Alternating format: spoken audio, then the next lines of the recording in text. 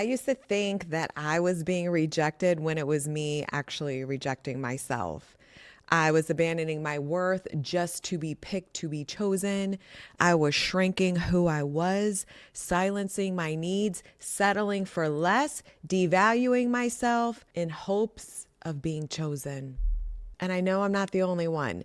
So if you're exhausted from overthinking, obsessing of them, chasing, doubting yourself, feeling insecure, not knowing your worth, and giving more than you get, then this video is for you, babe. Today, I'm walking you through 5 powerful journal prompts that help me stop abandoning myself in love and start becoming the version of me who gets claimed, prioritized, and deeply loved. And if you want all these prompts written down, I created a free PDF. The link is below.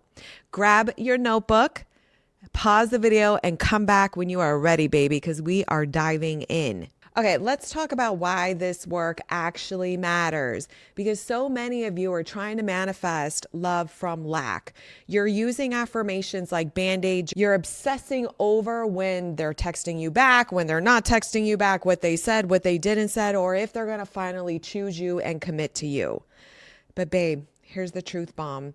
You don't manifest what you say.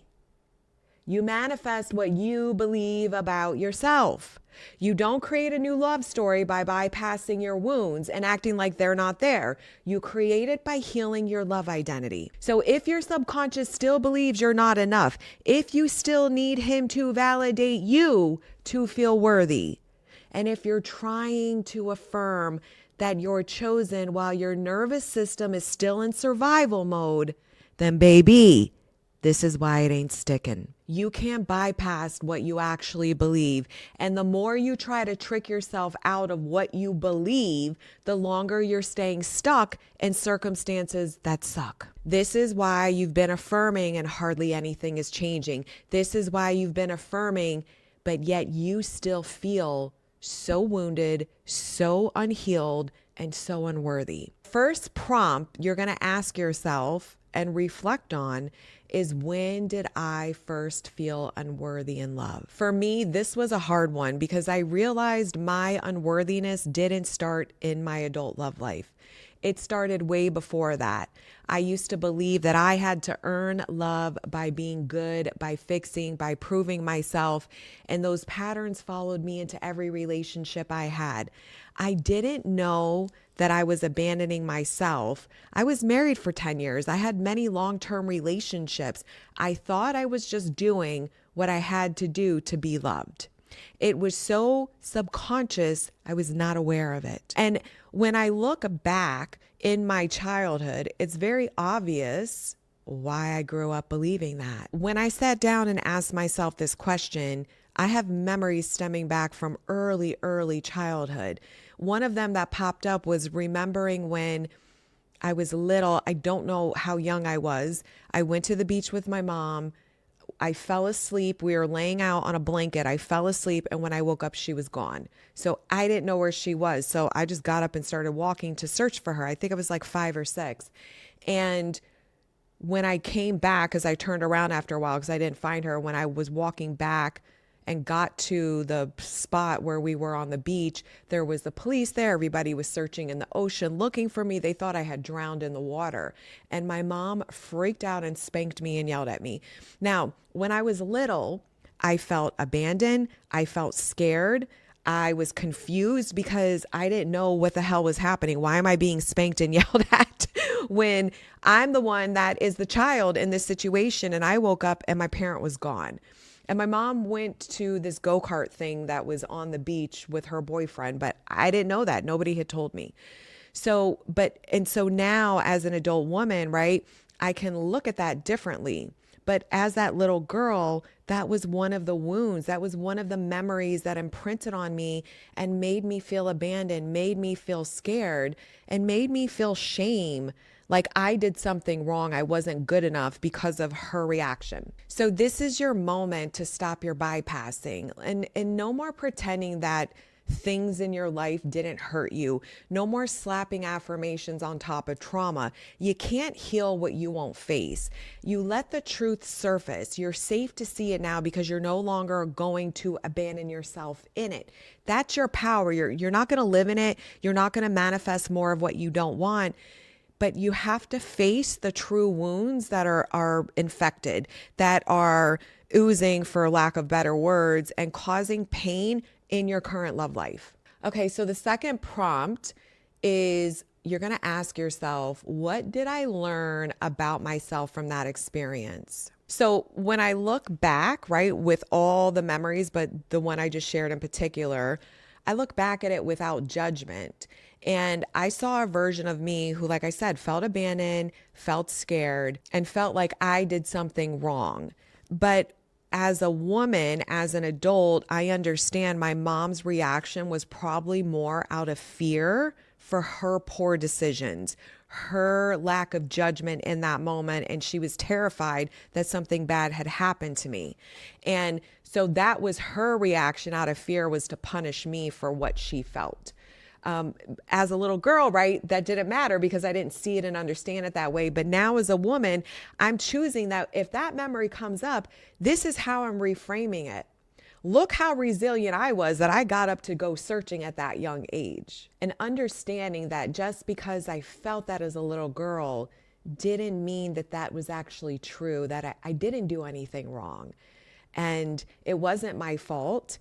And there was no confusion, right? It was very understood I was abandoned in that moment. But it doesn't mean that I was unworthy because of the choice she made in that moment. So this is where your power returns to you. It's really not about you need to rewrite the past. It's more about you get to reclaim the meaning of your past, that you're not a victim of your story. You don't have to be a victim of your story. You are the woman rewriting the next chapter in your truth, not your trauma. Okay, so for prompt 3, you're going to ask yourself, what am I ready to let go of to stop abandoning myself? This is a doozy, and I really want you to get honest with yourself about this, because when I looked at my patterns, I saw so many ways I was abandoning myself just to feel wanted and stay in situations that were not conducive to what I said I wanted for myself. They were not aligned with the version of me who knew her worth and value. So when I look back at my patterns, I saw so many ways that I was abandoning myself just to feel wanted. And out of fear that if I say no and don't accept what's being offered, they'll go find someone else and then I'll be out of their life. So I chose to release things like this, staying in situationships with men who were not meeting me emotionally. And I stayed in them thinking if I just gave more, they'll finally choose me. But right, the belief, the self-concept said I'm not worthy of more. So then I won't get more. I released overriding my own boundaries just to avoid being too much or too needy. You have to stop performing. A lot of you, and I was so guilty of this, a lot of you are performing and you don't even realize it. You're literally auditioning. You're playing a part that is not real. You're over here performing to get love. Look, I'm the chill girl. Look, I don't want a relationship. Look, I'm cool with you only texting me once a month. No, you're not. So stop the lying. I chose to release waiting on text messages, trying to decode the mixed signals, obsessing and reliving and replaying conversations and overanalyzing the text and trying to read between the lines and pretending I was okay with breadcrumbs when I really wasn't. And I released silencing my truth to keep the peace when what I really needed was to walk away from a version of someone who is not aligned with what I said I wanted. I realized none of that was love. None of that was the commitment I wanted. None of that was saying, girl, this is your secure love showing up for you. No, it was the opposite.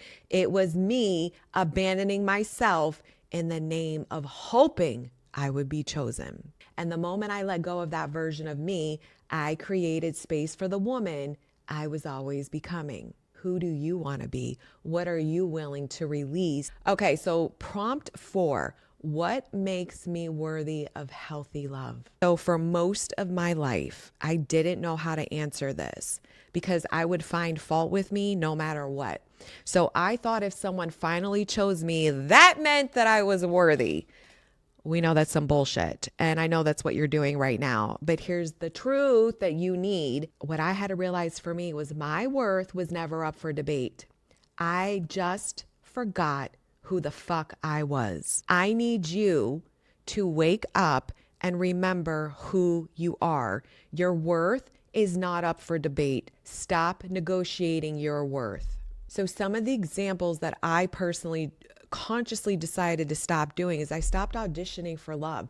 I stopped trying to be easygoing, the chill girl just to keep someone around. I started owning my standards. And if that version of someone was not meeting what I wanted, I walked away. Not because I was cold, but because I was clear and I was standing in my worth.